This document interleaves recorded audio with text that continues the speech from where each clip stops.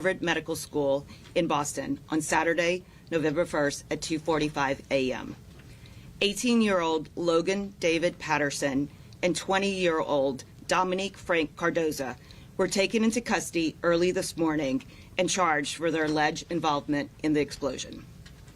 According to the charging documents, at approximately 2:33 a.m. on November 1st, surveillance cameras captured two suspects wearing face coverings, walking near the medical school and lighting what appeared to be a Roman candle fireworks.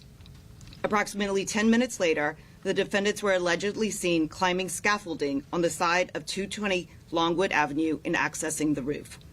A short time later, campus police were alerted to a fire alarm from an explosion on the 4th floor of the building, which houses a research laboratory for Harvard Medical School's Department of Neurobiology. Security videos showed the defendants allegedly exiting the building through a first-floor emergency exit and fleeing the area in opposite directions between 12:45 and 2:50 a.m.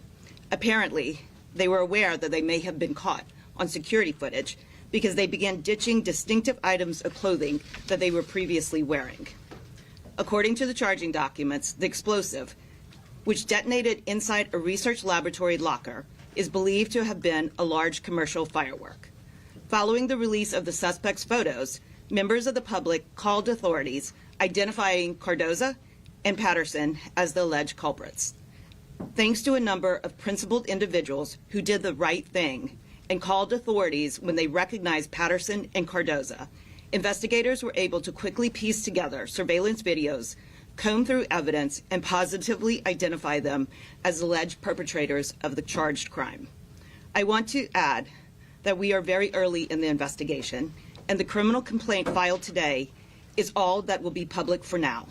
The investigation is very much ongoing. Anxiety levels naturally rise when the public learns that an explosion was intentionally caused.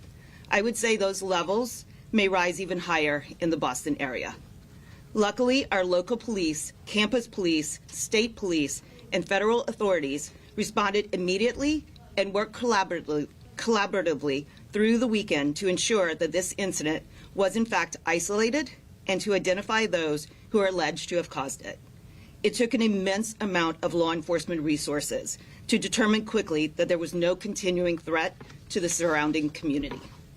The conduct alleged in the charging documents was not only irresponsible and risky, it was criminal.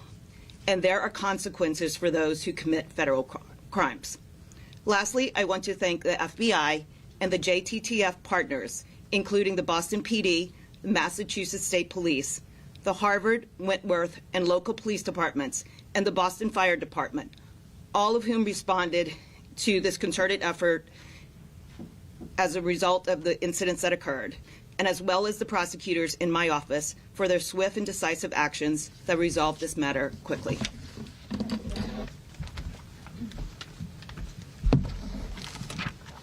Oh, thank you, Leah. And good afternoon. My name is Ted Dox. I'm the Special Agent in charge of FBI Boston. Earlier this morning, special agents and officers with FBI Boston's Joint Terrorism Task Force and the Harvard University Police Department arrested two Massachusetts men in connection with the explosion at Harvard Medical School. We took 20-year-old Dominic Cardoza of Plymouth and 18-year-old Logan Patterson of Bourne into custody without incident following the execution of simultaneous search warrants at their homes. There's no doubt what these men allegedly did in conspiring to commit a deliberate and extremely dangerous act could have resulted in casualties had the Goldenson building been occupied at that time. This explosive device had the potential to cause significant injury to anyone nearby. But only by sheer luck and because of a rapid response of first responders, no lives were lost, no one was injured, and property damage was limited. But let me be clear, setting off an explosive device inside a locker at an institution geared toward higher education is not some harmless college prank. It's selfish, it's short-sighted, and it's a federal crime. What's equally disturbing, these two men allegedly boasted about what they did to their friends. We believe these two knew what they were doing was wrong, and they did it anyway. And while doing so, they tried to conceal their identities. It's alleged Dominic Cardoza even went as far as trying to hide evidence that could connect him to the alleged crime. The FBI recovered video footage that shows Cardoza sitting down on a bench after he fled the scene and removed his pants to throw them in a nearby garbage bin. Thankfully, our evidence response team was able to retrieve them. Now, almost every day across the Commonwealth, either an FBI special agent bomb technician or another federal, state, or local bomb tech responds to a call for an explosion, a suspicious package, or a threat. They don't do it for glory. They don't do it for money. They do it for us. They do it to keep the community safe from unspeakable harm. Answering those calls leave no room for error. Although we are announcing the arrest today, make no mistake, this investigation is ongoing. However, I can assure you at this time, there is no evidence of any ongoing threat to the university or to the public. Today's arrest should be a warning to others that if you use an explosive to maliciously damage or destroy someone else's property, you should not be surprised when the FBI show up at your door with our partners to take you into custody. I want to personally thank the community for their patience and cooperation. We could not have gotten to this point today so quickly without their help. I'd also like to highlight the courage and bravery of those who stepped up and did the right thing by calling law enforcement. The information they provided was instrumental in advancing this investigation. Additionally, I want to extend my gratitude to U.S. Attorney Leah Foley and her team, the Boston Police Department, the Massachusetts State Police, and Harvard University Police Department, and its chief, Dennis Downey, who allowed seamless integration of my team into the investigation.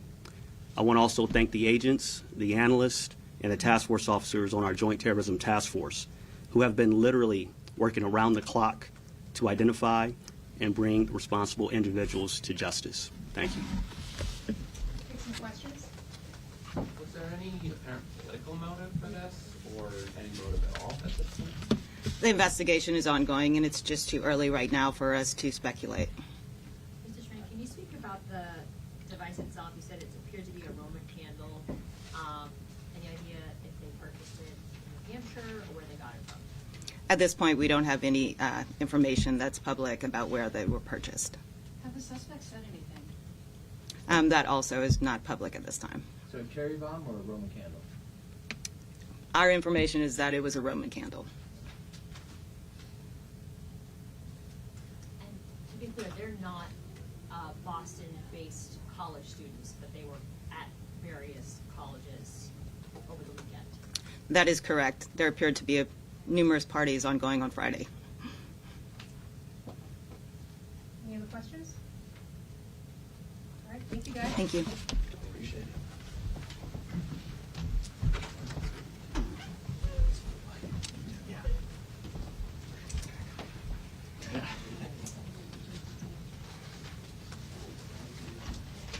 Just hand me your camera on some pictures,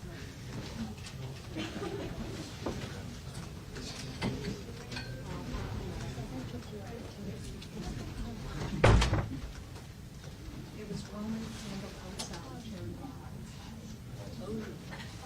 They had Roman, but they lit the Roman candle outside. Outside. So they lit the Roman candle outside, then they blew the cherry bomb up in the locker. So two separate things. One was in the locker, one was like outside of the locker in the hallway. One was, if you read the chart documents, you'll see one was outside, it's on surveillance, I believe. Kristen, excuse me, sorry. The Roman candle was out on the street? Correct. Yeah. But yeah, if you look at the complaint, like they had started, I think it was like that. I'm not sure which school, but it's like it's in But I'll the have them complaint, ready like just to Mass grab you College of- right outside. Yeah, yes, that's what it was. And then they kind of went in, and then it's like, there's an actual like description, of a description from the FBI bomb type thing complaint, but like the witnesses related as a cherry bomb. So the cherry bomb in the locker. And that- Inside the wood locker, yes. Inside the building. Yes. Supporting the Yes. It was like the locker, like their intended location for the No detail on that. Yeah. And we don't know if they went to college, if they went to college, anywhere, anything. Maybe ask the transit. He'll be around at 3:15. Yes. Christina, do we know which magistrate? I'll double check. It's probably Cabell, but we're gonna. Who's Terry Long? Is just like for this large? How are you? Hard work. Is that what? I don't know. What does it say? Yeah. Okay. I just was like, is that like the, you know? You guys often cross, I just to bring one in. Oh, okay. Good. You know, we're happy to have you here.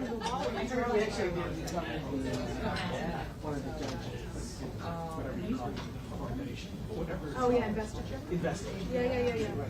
No, we'll invite you anytime you want to come. Good to see you. How you doing? I'm drunk with you. Yeah, one at a time. Yeah, like,